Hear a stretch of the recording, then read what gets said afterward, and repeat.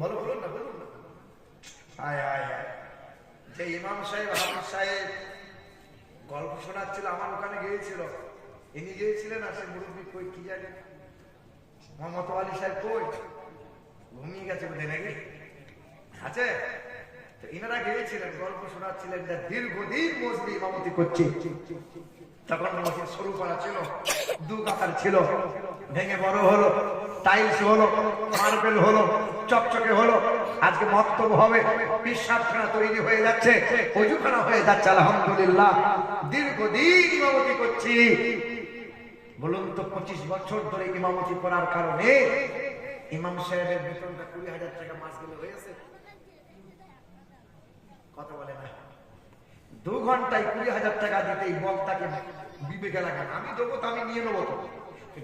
আপনাকে জিজ্ঞাসা করছি, ইমাম সাহেবের বেতনটা কি মাসে 20,000 টাকা হলো? এই যুবক ছেলেগুলোকে জিজ্ঞাসা করো, কি বলছে?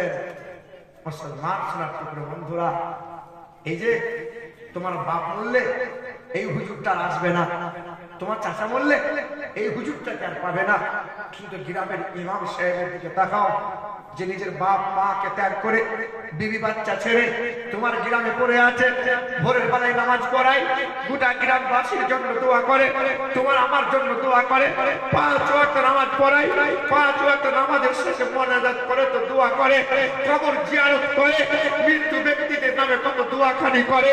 আর ইমাম সাহেব ছেলে মেয়েদের মাথায় হাত বোলায়, ছেলে মেয়েদের জন্য কোরআনের তালিম দেয়। আর ভালো যদি বাঁচতে হয়, নিজের ইমামেরকে ভালোবাসো, নিজের ইমামের একটু মর্যাদা দাও, নিজের ইমামকে একটু সম্মান দাও। বেতন যদি কমও হয়, ইমাম সাহেব যেদিন বাড়ি যাবে, ইমাম সাহেবের হাতে আলাদা করে টুক করে 200 টাকা দিয়ে বলবে, ইমাম সাহেব ছেলে দুটোর জন্য দুটো ফল কিনে নিয়ে যাবেন। এর নাম ভালোবাসা, এর নাম মহব্বত। কষ্ট হচ্ছে নাকি আপনাদের? অসুবিধা হচ্ছে নাকি? রাগ টাগ হলো নাকি বাবা? কমিটি ছেলেদের রাগ হলো নাকি? এটাই তো সত্য, বলেন। মুসলমান সোনার টুকরো বন্ধুরা, সোনার টুকরো ইমাম, যেমন ইমাম তেমন মসজিদ কমিটি, তেমন মসজিদ। আল্লাহ পাক আমাদের সকলকে কবুল করেন, জোরে বলি আল্লাহুম্মা আমিন। চলবে, চলবে, আর গাড়ি করে চলবে।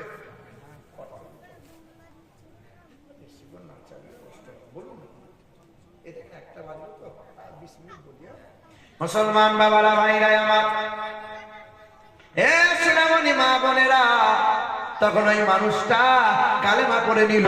কালেমা পড়ে নিয়ে বাড়ির সকলকে বলল, বাবা কালেমাটা পড়ে নাও। সবাই গোসল করে নিল, কুরআনটা বুকে তুলে নিল। ওই মানুষটা কালেমা পড়ে বাড়ির পরিবার, বাবার নাম মহান্তম বেতন দাস দাস, মায়ের নাম ভানুমতি কর, বিবির নাম শ্রদ্ধা দেবী, একমাত্র কন্যা, কন্যার নাম অক্ষরা, সবাই কালেমা পড়ে ঘর থেকে বেরিয়ে গেল। এলাকার মানুষ আর দেখতে পারে না, ঘরদোর আর রইল না, টাকা পয়সা সম্পদ নাই।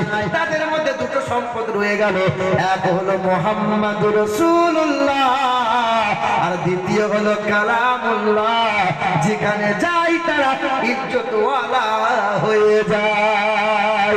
এ মুসলমান, বাপ মুসলমান, দাদু মুসলমান, মুসলমান করে জন্ম নিলাম, ছেলে মেয়ে মুসলমান হলো, ছেলে মেয়েদের বুকে কোরআন দাও। মাটি ভালো হলে গাছ ভালো হবে, গাছ ভালো হলে ফল ফলনটা ভালো হবে, কারখানা ভালো হলে প্রোডাক্টটা ভালো হবে। বাপ মা যদি ভালো হয়, বাচ্চাটা নেককার হবে।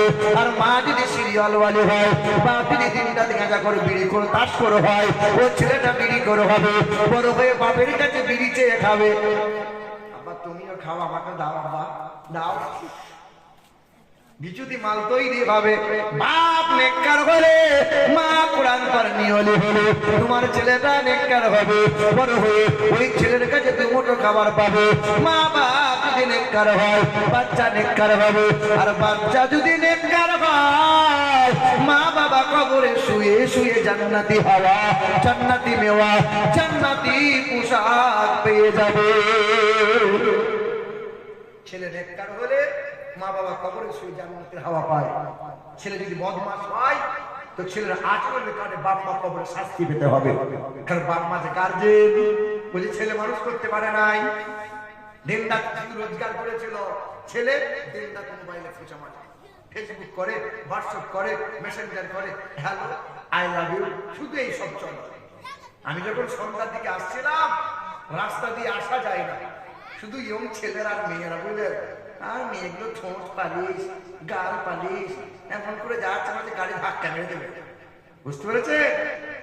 এবার সাবধানে থাকো যুবক ছেলেরা, মেয়েরা, মোবাইল থেকে সাবধানে থাকো।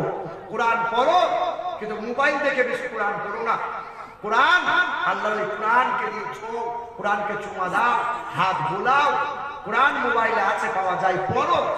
কিন্তু কোরআন মোবাইলে পড়লে যা স্বভাব পাওয়া যায়, তার চাইতে বেশি স্বভাব ওই আল্লাহর কালামকে ছুঁইলে, পড়লে, দেখলে, চুমা দিলে স্বভাব পাওয়া যায়।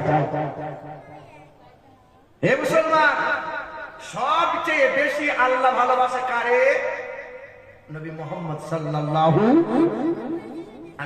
রজব মাস, এটা রজব মাস, যে মাসে দিন ও দুনিয়ার বাদশা মিরাজ গিয়েছিলেন, মিরাজ করেছিলেন, খোদার সঙ্গে